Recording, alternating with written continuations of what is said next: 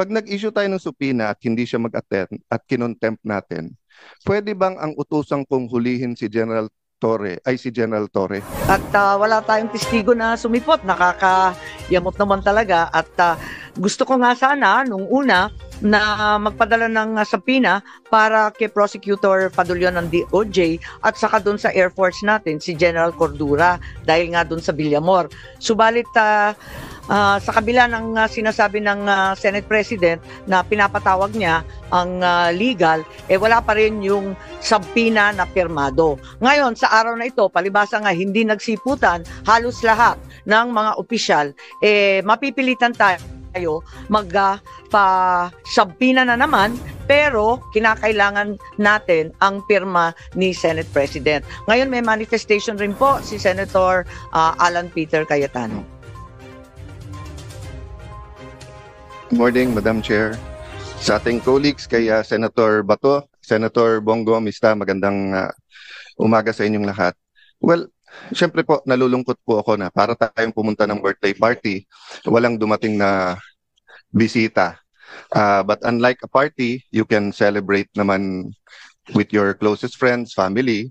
Pero dito po sa hearing, I think we can still be productive, but ayoko naman, Madam Chair, na pagalitan yung present dahil maraming absent. So may I take the opportunity to thank very much Attorney Alexis Medina, Attorney Santiago, Attorney Bernal.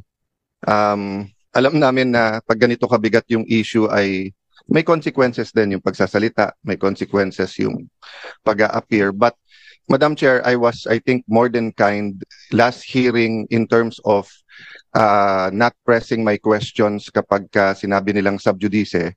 But just to clarify, well settled na yan, whether sa jurisprudence or sa history ng Senate, na mere filing of a case or mere pendency of the case does not stop the hearing, nor is it a reason for them not to discuss.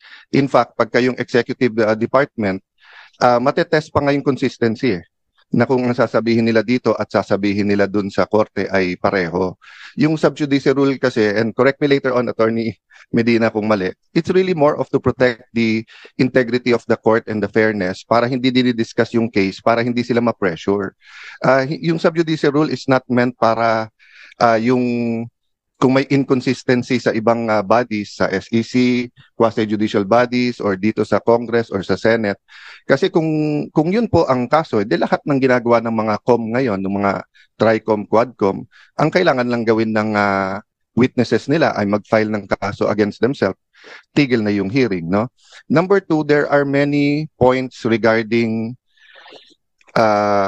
other guests. For example, General Torre, no? He's not covered by executive privilege unless the president talk to him directly. Ang executive privilege, pagkaalam ko, kasi kasama po ako doon, ako po nag-chair nung investigation sa ZTE nung na-discuss po itong mga issues na to at na-bring up for the first time in, at least in a recent history, yung executive privilege. Ang purpose ng executive privilege, pareho din ng purpose nung privilege na binibigay, for example, sa journalist, that hindi nila kailangan sabihin kung sino ang kanilang source, or kaya mag-asawa, or yung doktor at pasyente, or abogado at saka kliyente. Ang purpose kasi nun, the client and the lawyer can freely discuss. Ganun din, ang doktor at saka pasyente can freely discuss kasi they will not be compelled to testify, no?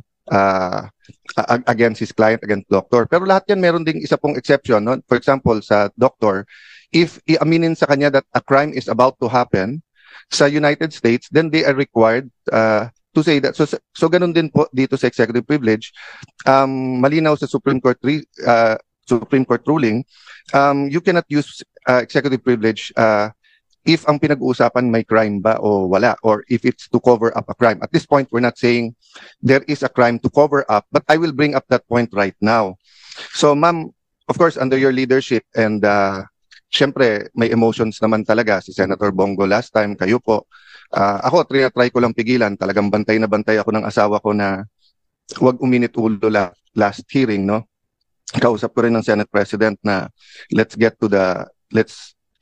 check the facts, apply the issues, wag mo nang banat ng banat kasi nga baka hindi natin nakita yung buong video. So having said that, I think lahat naman nahimasmasan, lahat naman po tayo ay nakapag-reflect. So I was reflecting on, and ma'am, pwede ba after this just to show a short video ni General Torre? Kasi ito ma'am, Republic Act number 7438, an act defining certain rights of a person arrested, detained, or under custodial investigation, as well as the duties of the arresting, detaining, and investigating officers, and providing penalties for the violation thereof. May I also, akin to court na pagkawala po o hindi pinayagan yung ebidensyang i-offer, dito i-proffer. No? So wala sila, pero hindi ibig sabihin hindi ko pwedeng ilagay sa record yung tanong at baka sa media nila sagutin, baka dito later on. Ang linaw po kasi dito, nakalagay po dito. Okay lang kay Senator Cayetano kasi may chronological presentation. One line lang. At saka si Senator Bato gustong pag-usapan din yung arrest. Sige ma'am. I'll leave just this one line lang para lang hindi mabitin yung train of thought, no. Nakalagay kasi dito, any person arrested or detained under custodial investigation shall be allowed visits by conferences or any member of his immediate family or any medical doctor or priest or religious minister chosen by him or by any member of his immediate family or by his counsel. Okay, hindi ko nahabaan kasi nga ma'am, I'll follow your advice. Ma'am, may penalty po to. Ang penalty nito, any person who obstructs, prevents, or prohibits any lawyer, any member of the immediate family or person arrested, detained, or under custodial investigation, or any medical doctor or priest or minister by his counsel from visiting and conferring privately chosen by him or by any member's immediate family with him, or from examining and treating him. Ma'am, by his choice at any time, I'll go back to the title at saka dun sa nakalagay. Nakalagay dito, hindi lang custodial investigation basta arrest or detained. So he was arrested and detained. So even if magdebate tayo na custodial investigation ba yun o hindi, no? So ma'am, ang ano po dito, ang penalty is imprisonment of not less than 4 years nor more than 6 years and a fine of 4,000 pesos. So ang question ko, meron na bang report dito sa arrest at kinasuhan ba si General Torre? Last question ma'am. Tuwing magpapa-aresto lately, parang ang pinaka-effective si General Torre, di ba? So nung pina-aresto si Pastor Kibuloy, grabe yung mga nangyari at ginawa, di ba? Nung pina-aresto po si President Duterte, yun naman pinag-uusapan natin, nakita naman natin. Nung nag-hearing po ako tungkol sa tulay na sa Isabela na gumiba, hindi po nag-attend si Secretary Bonoan. Sinabi ko lang, kailangan ko pa bang i-designate si General Torre para kunin si Secretary? The next time, nag-attend na siya. So ito, tanong ko ma'am, pag nag-issue tayo ng subpoena at hindi siya mag-attend at kinontempt natin, pwede bang ang utusang kong hulihin si General Torre ay si General Torre? Kasi effective, no? Dinada ko lang sa biro, but I think of all his interviews and sa nangyari, this is my last point, ma'am. I'll submit to all my other colleagues. This is my point lang, ma'am. Nanunood kasi yung buong PNP, nanunood yung mga teachers ng constitutional law, mga estudyante, nanonood ang mga estudyante ng criminology. And di ba sabi nga nila, yung bata, hindi mo pwedeng turuan sa salita. Natututo yung bata sa gawa. So ganun din sa gobyerno natin. Pag sinabi nung mayor, no corruption, pero corrupt siya, ang dating sa mga department head, pwede mag-corrupt. Di ba? Pag sinabi ng COMELEC officer sa isang probinsya, no cheating, pero pinayagan niya yung cheating or vote buying, ang papakinggan ng tao, hindi yung salita, yung gawa So kung mali yung pagka-aresto, nangangamba ako na especially sa lugar na walang internet, walang cellphone, baka ito yung masunod humihingi sila ng counsel nila o doktor, tapos hindi pagbibigyan, no? And then the last point doon, ma'am, is that bakit kapag ka lower rank, meron pong isang vlogger, di ba, na PNP, na nagsorry na kaya parang okay, pero hinuli, tapos kakasuhan.